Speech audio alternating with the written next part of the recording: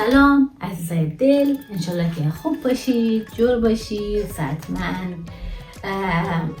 امروز آمدیم با یک بلاگ خیلی قشنگ که ببینیم که چطور من آماده میشم برای رفتن در خانه فرشته جان برای شب اول 15. خیلی هیجان زده هستم که چطور بروم که فرشته جان ببینم و خانواده شیره، خانه شیره ببینم که چجوریه، برنامه جور کردن چطوره و فامیلی عزیز جعفری رو ببینم و ببینم که چه جذابیتایی داره برای از من که یک مهمانی نرمال با یک مهمانی که کل دوربینا سر زومه ببینیم که چطوره. انشالله که خوش در شود. من یک سری چیزا رو آماده کردم برای خود، یک سری لباسایی که میخوایم شب با پشم آماده کردیم و همچنان آرایش میکنم برای آماده شدن. شما رو قد خودم ببرم که با هم میکاپ کنیم، میکاپ سادگی بکنیم و با هم حرکت کنیم سمت خانه فرشته جان. حالی مده شما لباسا خود نشان میدم که چه چیزهایی رو امشب میخوایم که بپوشم و تم امشب چی هسته، اینا رو همه رو با شما نگاه میکنیم و مرور میکنم. انشالله که شما از دید برنامه خوش شما بیه. این همی لباسی که من امشب در نظر گرفتم، یک پرانی بلند مشکی به همراه یگان پاپیونک در سرش. من این لباس از اورسای خریده بودم تقریبا 4-5 سال پیش که اورسای او وقت اتریش بود و خیلی وقت است که دیگه ورشکست شده و در اتریش فعالیت نمیکنه. و یک شال سفید، چون که تم امشب سیاه و سفید است، من شال سفید از شین بشترین کردم و همچنان یک شلوار ساق مانند ما پشم یا همون برجکس ما پشم امشب که در کنار اینا فکر میکنم که خوب معلوم میشه. اگر میخواستیم که برجکس مشکی بپشم که بازم او چی بود، یعنی رقم در کل جان سیاه میشد از اول تا آخر. از خاطرم رو تصمیم گرفتم که یک رنگ گوشتر انتخاب کنم که هم در استایل من خوب معلوم شوه، هم این که یکم خود لباس بیشتر نشان بده.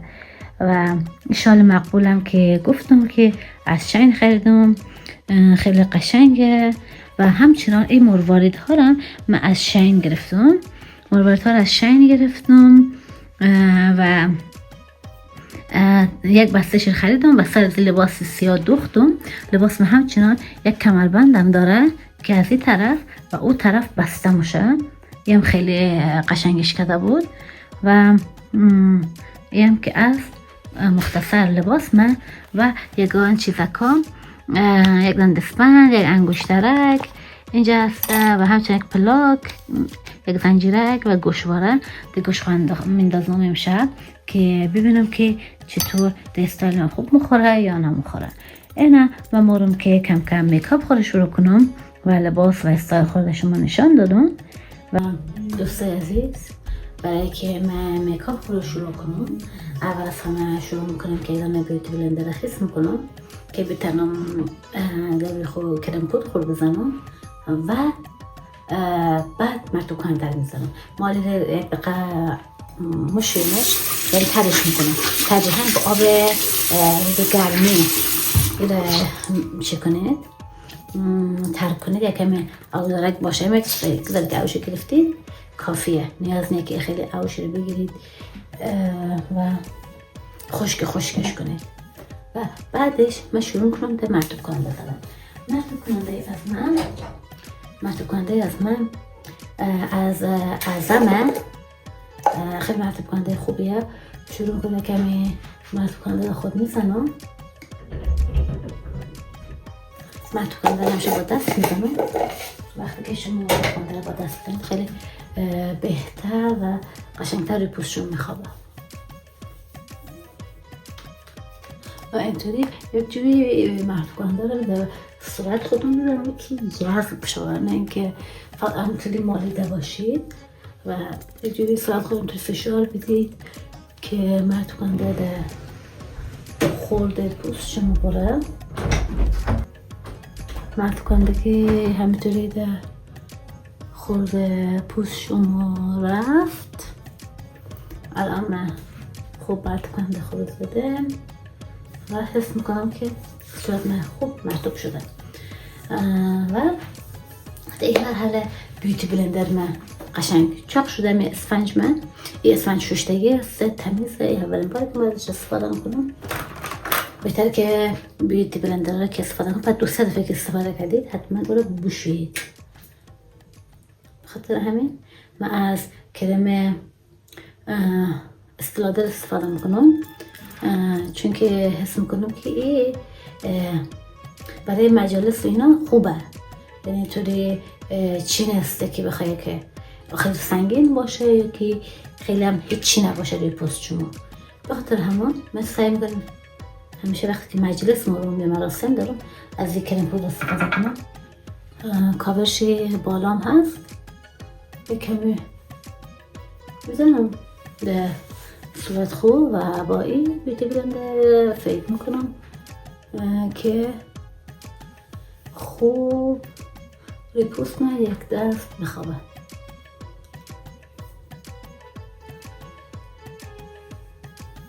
من چون مرطوب کننده زدم به پوست خوب دیگه، چون پوست خود من خشکم است دیگه، ولی خشکک نمیزنه.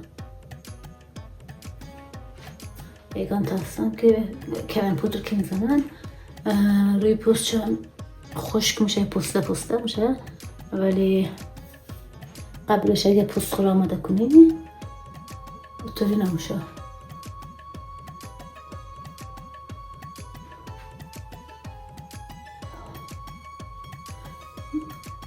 پوست صورت من خیلی نازکه، چون که خیلی نازک هسته.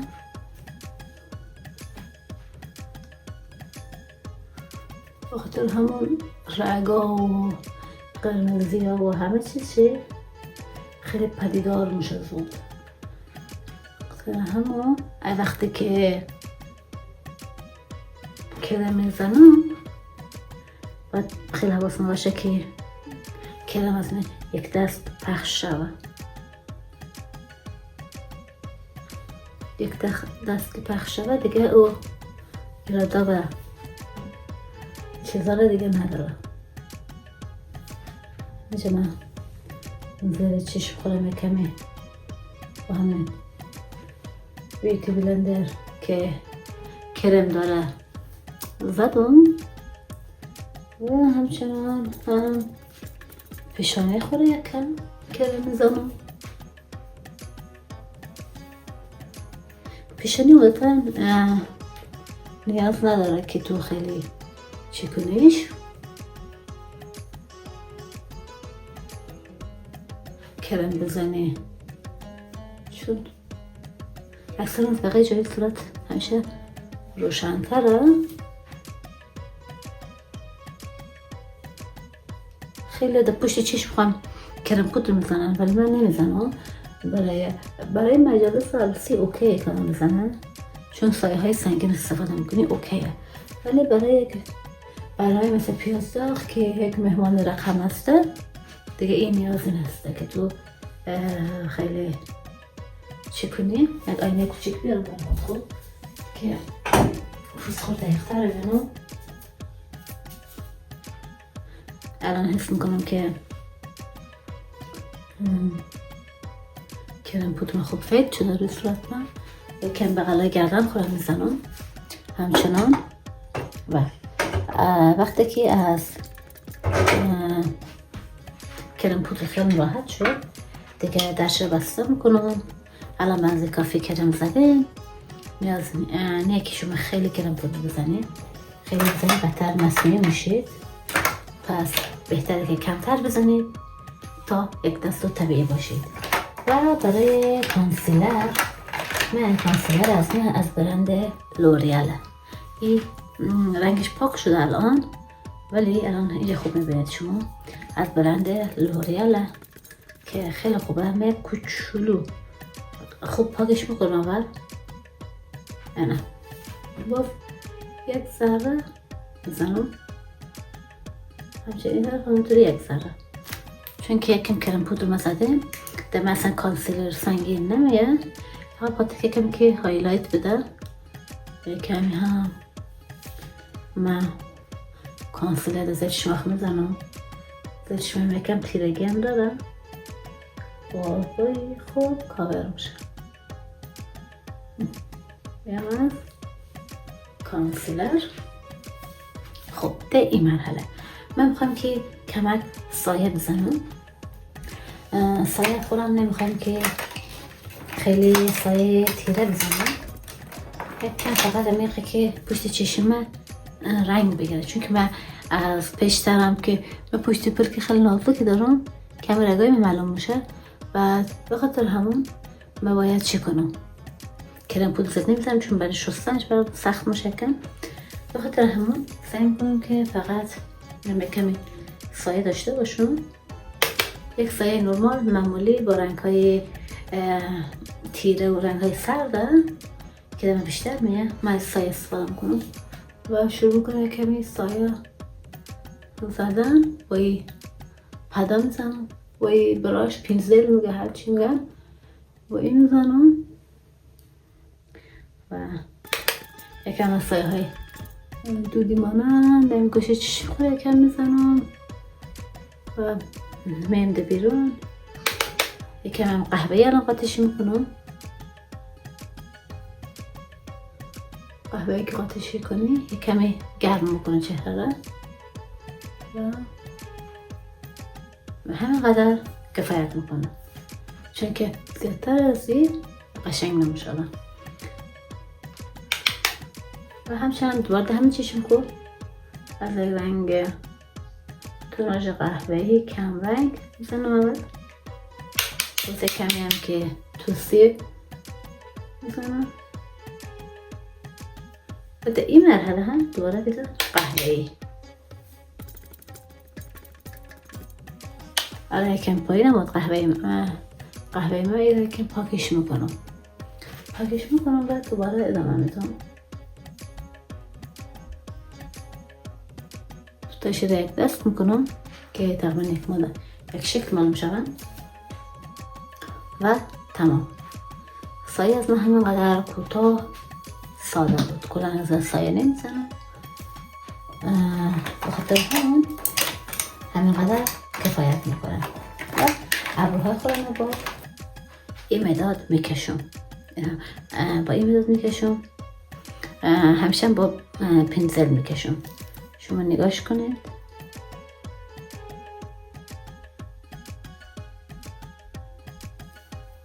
یکم سرش کجه، من از این مداد میگیرم با این طوری در سرش میکشم و شروع کنم زدن ابروهای خوب مثل حالت هاشور مانند.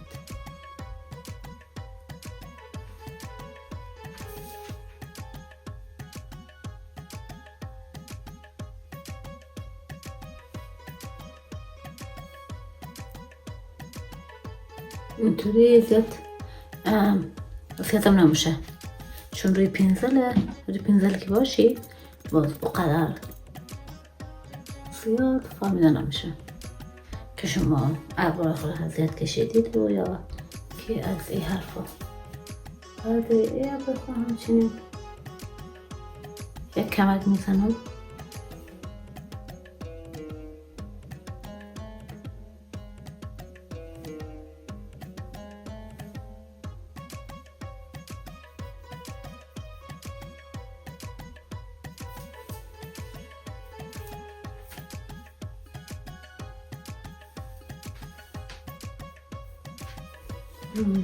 ابروهای خود رو مدام کنترل کنید که په یا باریک نکشید.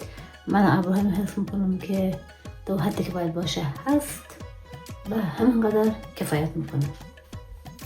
بعد از این قضیه من ماژه دارم، باید اول ماژه خوشحاله کنم، خوب تمیز ماژه خوشحاله میکنم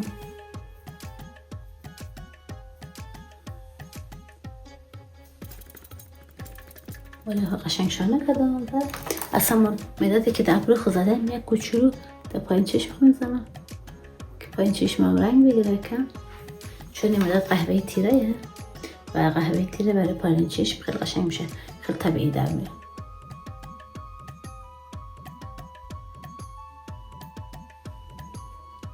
اینجوری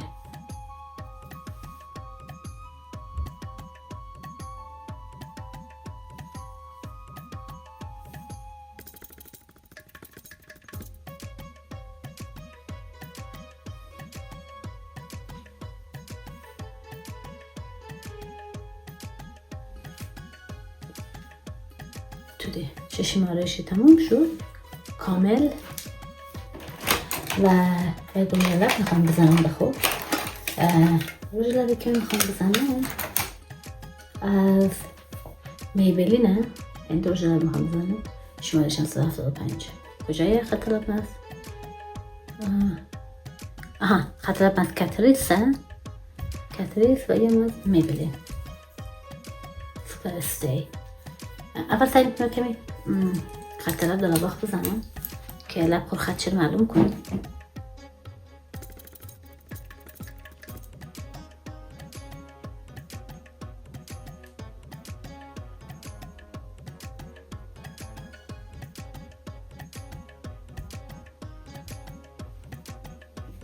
یک کمی خط لب که زدم بعدش یک کم روژ لب میزنم. اصلا این روژ لب اشتباه ببخشید، این روژه میزنم من شمارشم نمیدونم چنده پاک شده یا مثلا اون سوپر سه.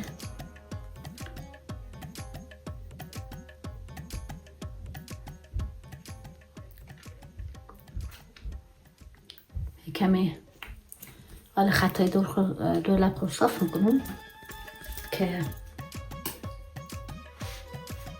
چی باشه دو طرف لب مقرر نباشه.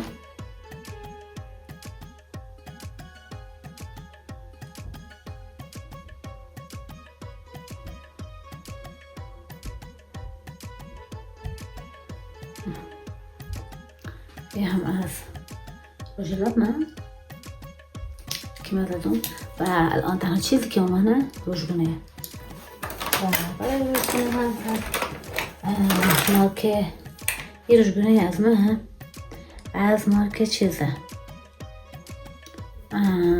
بادی شاپ، از مارک بادی شاپه که مثل روژگونه های ایران داره. یک کمی بکنه های خود روژگونه میزنم که تازه تر معلوم شدم، چون این روژگونه رو به قهوه‌ایه و من دوست ندارم که یک کمی رو به قهوه‌ای باشم. به خاطر همون چی میکنم اصلا تهماندش یک کم دادم میزنم که حالت کنترل داشته باشم. خاطر که رو به قهوه‌ای کمی صورت خسته و مرده نشان میده از سایه رنگ صورتی یکم ده هم سر گناه اخفار میزنم زیاد نه، فقط همچه که میزنم که شادابتر به نظر برسم و همچنین دوباره بقیه شده کم که مانده بود بشه ده دماغ میزنم و آماده میشه. برای ابروهای خوب حتما یک ذره چسب گاتو بیایی از این ابروها میزنم که کم ابروهای من فریش معلوم شد. این نیست که ابروهای خودی که مثل چسب به چسبنه در پوست خودم دیگه قدیمی شده. ابرو همقدر که مرتب شانه کنید همقدر کفایت میکنه و همه چه چسب موژه چسب ابرو، این هم برای ابروی هم برای مویه. الان موی خود جور کردم شما میبینید که چجوری برای موی هم استفاده میشه. خب برای که من موهای خود از چسب بزنم من موهای خود برای امشب فرق باز کردم فرق بسته و یک کمی اینجاها بالاهای میاد من موهای ریزه، چون ریزش موی من شدیده بعد همیشه موهای دارم که تازه در آمده. خاطر همون باید من همیشه وقتی فرق باز میکنم یک بغلم سمنا باید اینا همیشه من بخوابانم. الان وصله چسب همه قشنگ اینطوری مشکل میخوابانیم دیگه. الان هیچی روی هوا نیست، شما ببینید هیچی روی هوا نیست و خیلی هم مقبول.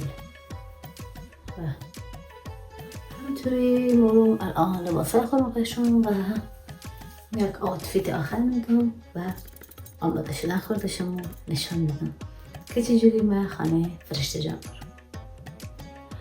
دوستا ایم از تیپ از من یه لباس من که پوشیدم و شال قشنگ ازشن گرفتم و همچنان که لایدنا بلنده لباس من تا پایین و زیرش یک ساق شلواری پوشیدم، ساق شلواری کرمی و همینطور مقبول شیک آماده شدم که برم خانه فرشته جان.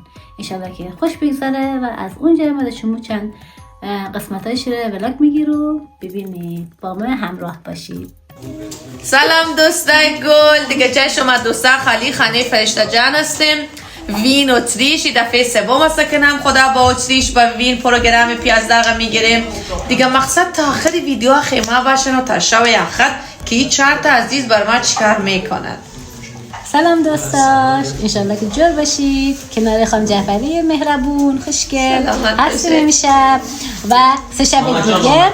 حتما ویدیوهای ما رو ببینید، لذت ببرید. یا بخاطر جان و سلام دوستای عزیز، امید که جور صحتمند باشین. قسمه که خانم جعفری عزیز گفتن امشب شب اول میزبان خانه فرشته جان هستیم. خیلی خوشحال هستم که خانم جعفری از نزدیک دیدم چون واقعا دوستش دارم. و این طرف شرکت کننده بعدی